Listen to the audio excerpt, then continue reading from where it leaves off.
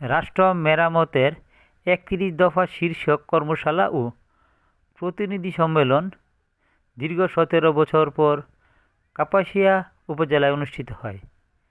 কাপাসিয়া উপজেলার বারিসব ইউনিয়নের গিয়াসপুর বাজার সংলগ্ন স্থানে ২৮ ফেব্রুয়ারি সকাল ১০ ঘটিকায় কাপাসিয়া উপজেলা বিএনপির সিনিয়র সহসভাপতি ম মমতাজ উদ্দিন রেনুর সভাপতিত্বে কাপাসিয়া উপজেলা বিএনপির সাধারণ সম্পাদক, কাপাসিয়া উপজেলা পরিষদের সাবেক চেয়ারম্যান বীর মুক্তিযোদ্ধা খন্দকার আজিজুর রহমান পেরার পরিচালনায় প্রতিনিধি সম্মেলনে প্রধান অতিথি হিসেবে উপস্থিত ছিলেন ব্রিগেডিয়ার জেনারেল অবসরপ্রাপ্ত আ.স.ম হান্নান শাহর সুযোগ্য পুত্র শাহ রিয়াজুল হান্নান। এ সময় ৩১ দফা নিয়ে নেতাকর্মীদের সামনে ৩১ দফার নিয়ে আলোচনা করেন কাপাসিয়া উপজেলা বিএনপির সাংগঠনিক সম্পাদক আসগর হোসেন খান। এ সময় ৩১ দফার বিভিন্ন দিক নিয়ে আসগর হোসেন খান বলেন, শীর্ষক আলোচনা সভার সংগ্রামী সভাপতি উপস্থিত, আজকের অনুষ্ঠানের প্রধান অতিথি, ভাষাটা কি বলবো বুঝি না, তবে রাত ৫টার সময় আন্দোলনের সময় ফোন করে বলতেন কোথায় আছেন সেই নেতা ব্রিগেডিয়ার আসল হান্নান শাহ সুযোগ্য উত্তরসূরি শাহ রিয়াজুল হান্নান। মঞ্চে উপস্থিত নেতৃবৃন্দ, মঞ্চে উপস্থিত আমার ভারপ্রাপ্ত চেয়ারম্যান তারেক রহমানের প্রাণের স্পন্দন, সকল ওয়ার্ড, থানা, উপজেলার সকল নেতৃবৃন্দ এবং আমাদের প্রিয় নেতা শাহ হান্নান শাহ সুযোগ্য উত্তরসূরি রিয়াজুল হান্নান সাহেব হৃদয় স্পন্দন প্রিয় নেতৃবৃন্দ, সকলের প্রতি রইল সালাম, আসসালামু আলাইকুম। আমি বক্তব্য সংক্ষিপ্ত ৩১ দফা সম্পর্কে কথা বলতে এমনিতে ৩১ মিনিট মিনিমাম যাওয়ার কথা, তারপর আমি কথা বলতেছি। এই ৩১ দফা একদিনে হয় নাই। শহীদ রাষ্ট্রপতি জিয়াউর রহমান ২৯ দফা করেছিলেন, ১৯ দফা সেটা ছিল তখনকার সময় রাষ্ট্রের মুক্তির সনদ। তারই ধারাবাহিকতায় আমাদের প্রিয় নেত্রী, ৩ বারের প্রধানমন্ত্রী খালেদা জিয়া যখন ২০৩০ বিশাল ঘোষণা করেছিলেন, তারই আলোকে আমাদের প্রিয় নেতা তারেক রহমান সাহেব ২০২৩ সালের ১৩ জুলাই ২৭ দফা ঘোষণা করেছিলেন। তার পাশাপাশি আমাদের জাতীয় সরকারের অঙ্গীকার নিয়ে যখন আমাদের আন্দোলন সংগ্রাম ছিল, তাদের সমন্বয়ে আমাদের ৩১ দফা। সেই ৩১ দফার মধ্যে আমি মাত্র ৪টা বিষয়ে কথা বলবো। সেটা হলো আপনারা এই জাতি, বাঙালি জাতি, গণতন্ত্রের জাতি, তারা গণতান্ত্রিক আন্দোলনের জন্য ৭১ মুক্তিযুদ্ধ করেছিল, ঠিক তেমনিভাবে তারা আন্দোলন করেছিল, ৯০ গণ আন্দোলন করেছিল। আবার এই স্বৈরাচারী সেই নম্রত ফেরাউন এর পুত্রশ্বরী শেখ হাসিনার বিরুদ্ধে আন্দোলন করে এই জাতিকে তারা মুক্তির পথে নিয়ে গেছে। সেটা ছিল আমাদের প্রথম কথা, যে আমার ভোট আমি দিব, যাকে খুশি তাকে দিব। ১০টা গুন্ডা, ২০টা গুন্ডা, পুলিশ আর আমলা মিলে দিনের ভোট রাতে দিব, তার জন্য নয়। আমাদের শহীদ রাষ্ট্রপতি জিয়াউর রহমানের সুযোগ্য উত্তরসূরি তারেক রহমান সাহেব তাই ঘোষণা করেছেন, এই বিএনপি যখন ক্ষমতায় যাবে তখন অবশ্যই আমরা একটা দল নিরপেক্ষ নির্বাচন কমিশন গঠন করবে, যাতে করে আপনার ভোট যাকে খুশি তাকে দিবেন। যখন ভোটার হচ্ছেন, আপনার গণতান্ত্রিক অধিকার, আপনার মৌলিক অধিকার, এই মৌলিক অধিকার জনগণ যাতে ফিরে পায়, তার জন্য আমাদের প্রিয় নেতা তারেক রহমান সাহেব সুদীর্ঘ যুদ্ধে আন্দোলন শুরু করেছিলেন। আমাদের শিক্ষা ব্যবস্থা, যে শিক্ষা ব্যবস্থা ধ্বংস করে দিয়েছিল, আপনারা এই এলাকার সন্তান, আপনারা শুনেন অমুক স্কুলের হেডমাস্টার ১০ লাখ টাকা দিয়ে আছে, অমুক শিক্ষা প্রতিষ্ঠানের শিক্ষক নিয়োগ হয়েছে টাকার বিনিময়ে।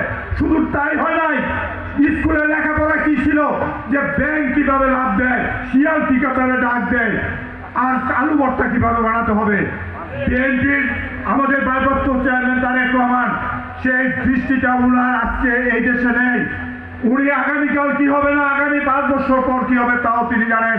তাই তিনি একটা শিক্ষা ব্যবস্থা, যে শিক্ষা ব্যবস্থা হলো বর্তমান চাহিদার নিরিখে যুগোপযোগী শিক্ষা ব্যবস্থা, যে শিক্ষা ব্যবস্থার মাধ্যমে এই দেশের সন্তানরা লেখাপড়া শিখে সর্বোচ্চ ডিগ্রি নিয়ে শুধু এই বাংলাদেশে নয়, আপনারা ইতিমধ্যে খেয়াল করেছিলেন পরীক্ষায় প্রশ্নপত্র ফাঁস হয়। আমাদের শিক্ষা ব্যবস্থা পরীক্ষা প্রশ্ন আগে দেওয়ার জন্য নয়, এই দেশের সন্তানরা সুযোগ্য হবে, এই জাতির নেতৃত্ব দিবে, এই নেতৃত্ব দেওয়ার জন্য যুগোপযোগী শিক্ষা ব্যবস্থা। সেই শিক্ষা ব্যবস্থার আরো বলা হয়েছে যে আমাদের শিক্ষা ব্যবস্থার জন্য আমাদের বাজেট সর্বকমপক্ষে ৫% হবে। এবং সেই শিক্ষা ব্যবস্থার মধ্যে আজকে আমাদের সারা দেশে বিদেশে বসবাস করে, তারা বৈদেশিক মুদ্রা অর্জন করে।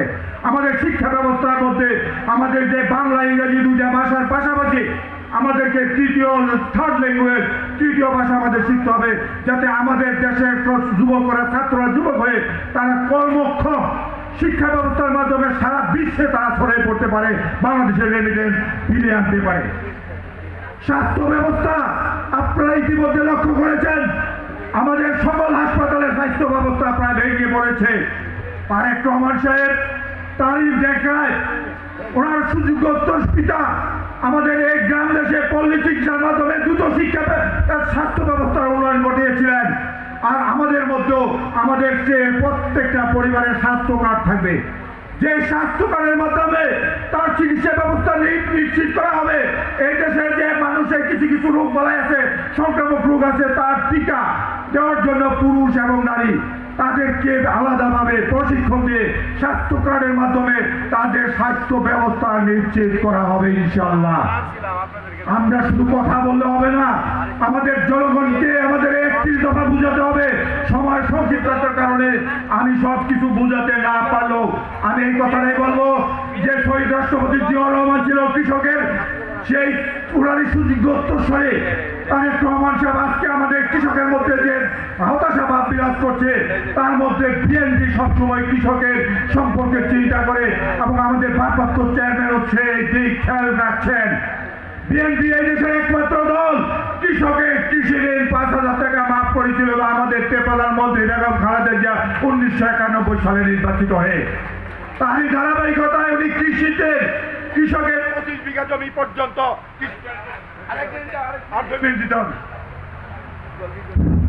কৃষকের সেই যে স্বার্থ, সেই স্বার্থে কৃষকের 25 বিঘা পর্যন্ত জমির খাজনা মকুব করেছিল আমাদের প্রিয় নেতা তারেক রহমান সাহেব।